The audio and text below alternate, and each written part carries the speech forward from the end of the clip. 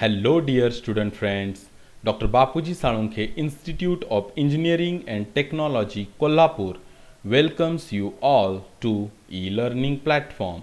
This is Science and Humanities Department. Myself, Mr. Sudarshan Dinkar Mahadik, and the course which we are learning is Basic Science Physics. The unit which we are learning is heat and optics. Okay. The learning outcome for our today's lecture is explain the basic optical phenomena of reflection and reflection and refraction. Okay. Reflection and refraction ह्या दोन optical phenomena. आता optical म्हणजे प्रकाशाच्या संदर्भात, लाईटच्या संदर्भातील घटना. Phenomena म्हणजे सिम्पली तुम्ही रफली त्याचा अर्थ घ्या की घटना. ओके. तर optical phenomenon of reflection and रिफ्रॅक्शनच्या संदर्भामध्ये आपण अभ्यास करणे किंवा स्पष्ट करणं तुम्हाला शक्य होईल आजचं लेक्चर ऐकल्यानंतर. ठीक आहे. Okay. Reflection and refraction. Okay. खूप सिंपल कन्सेप्ट्स आहेत. आजच्या लेक्चरमध्ये आपण रिफ्लेक्शन म्हणजे काय अगदी व्यवस्थित पाहू आणि रिफ्रॅक्शन म्हणजे काय तेही अगदी व्यवस्थित समजावून घेऊ. ठीक. आता रिफ्लेक्शन आणि रिफ्रॅक्शन या दोन ऑप्टिकल फेनॉमेनॉन म्हणजे प्रकाशाच्या संदर्भामध्ये, लाईटच्या संदर्भातील या दोन घटना समजून घेण्याच्या आधी काही गोष्टी तुम्ही आधी, काही संज्ञा, काही डिटेल्स तुम्हाला आधी कळणं गरजेचं आहे. त्या कोणत्या आहेत त्या आपण पहिल्यांदा पाहू, नंतर आपण रिफ्लेक्शनकडे जाऊ. ठीक आहे. आता पाहू आपण कोणकोणत्या आहेत त्या गोष्टी. पहा, medium, incident ray and normal. Medium म्हणजे काय, इन्सिडेंट रे म्हणजे काय आणि नॉर्मल म्हणजे काय, ह्या बेसिक गोष्टी आधी तुम्हाला कळणं गरजेचं आहे. तरच तुम्ही रिफ्लेक्शन, रिफ्रॅक्शन ह्या गोष्टी समजू शकाल. Okay. Let us see what does it mean by medium. Medium म्हणजे काय पहा. Medium is a material through which the light ray travels. Medium म्हणजे असे पदार्थ ज्यांच्यामधून प्रकाश किरण, लाईट रे म्हणजे प्रकाश किरण प्रवास करतो, पास होतो, त्याची जर्नी होते. ज्या पदार्थांमधून प्रकाश किरणाचा प्रवास होतो, the material through which the light ray travels is called as a medium. म्हणजे कोणकोणते पहा लाईट रे ट्रॅव्हल होते. पाणी, वॉटर, ग्लास म्हणजे काच म्हणतो आपण, एअर हवा, गॅसेस म्हणजे वेगवेगळ्या प्रकारचे वायू इट्सेट्रा म्हणजे इत्यादी. म्हणजे पाणी, हवा, काच, वेगवेगळ्या प्रकारचे वायू ह्यांना आपण मेडियम असं म्हणतोय. मेडियम हे सिंग्युलर आहे म्हणजे एक वचन आहे.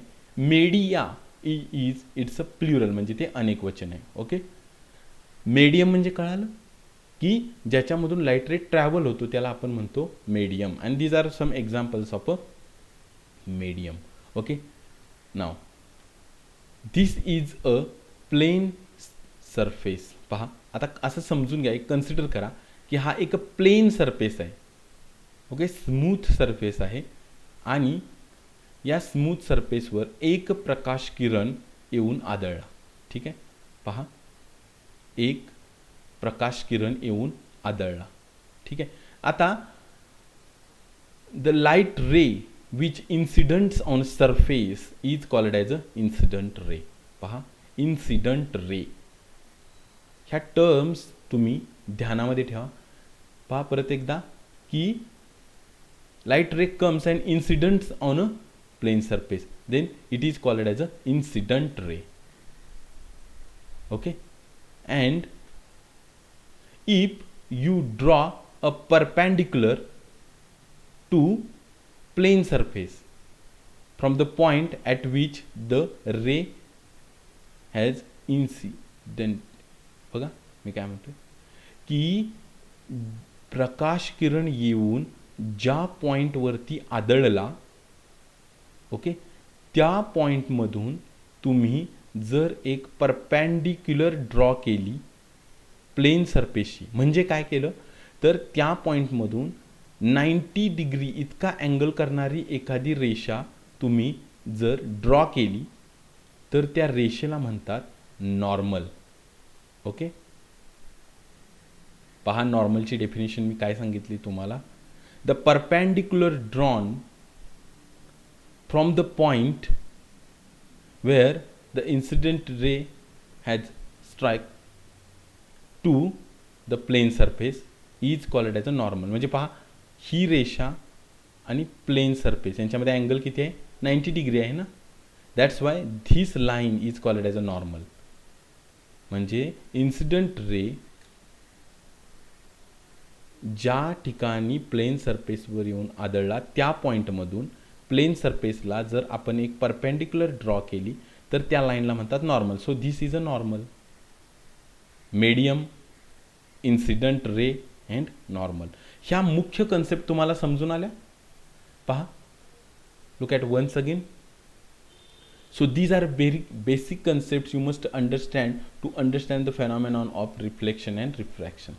Okay, now reflection. What is the definition of reflection?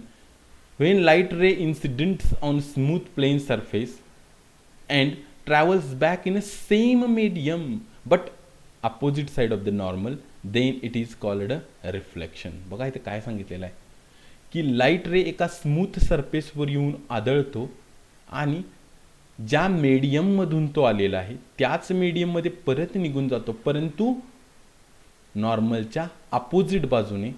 त्या घटनेला, त्या ऑप्टिकल फेनॉमेनॉनला म्हणतात रिफ्लेक्शन. म्हणजे आपण डायग्रामच्या साहाय्याने समजून घेऊ. आता हा प्लेन सरफेस आहे, okay.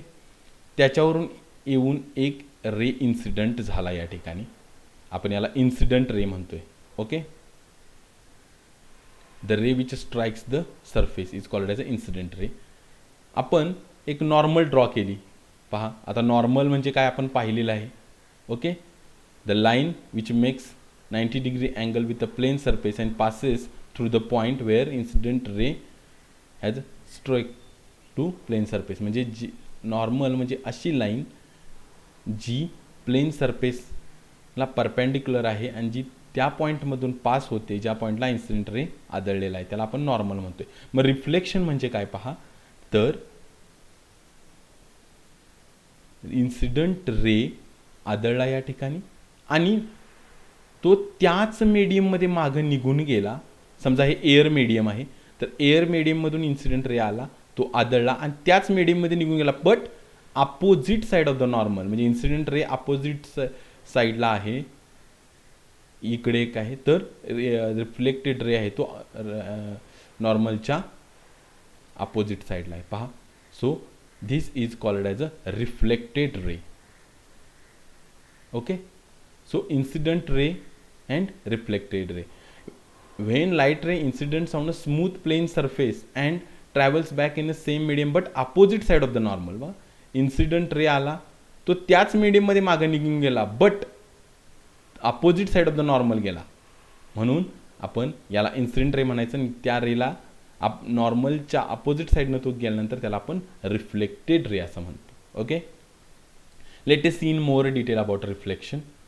Once again this diagram पहा, याच्यामध्ये इन्सिडंट रे जो आहे तो काय, P Q. The angle made by incident ray with the normal is called angle of incidence i. म्हणजे इन्सिडंट रे कोणता आहे, पी क्यू, त्यानं ह्या नॉर्मलशी केलेला कोन म्हणजे अँगल ऑफ इन्सिडन्स आय. समजून येते का? पहा, खूप महत्त्वाची कन्सेप्ट आहे. बऱ्याचदा मुलं चूक अशी करतात की त्या पी क्यू या रेनं या सरफेसशी केलेला कोन म्हणजे ह्या कोनलाच इन्सिडेंट अँगल म्हणतात किंवा angle of incidence.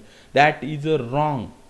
The angle made by incident ray with a normal is called as angle of incidence. This is angle of incidence, and QR is a reflected ray, and then the angle made by reflected ray with the normal is called as an angle of reflection R. पहा, the angle made by reflected ray with the normal.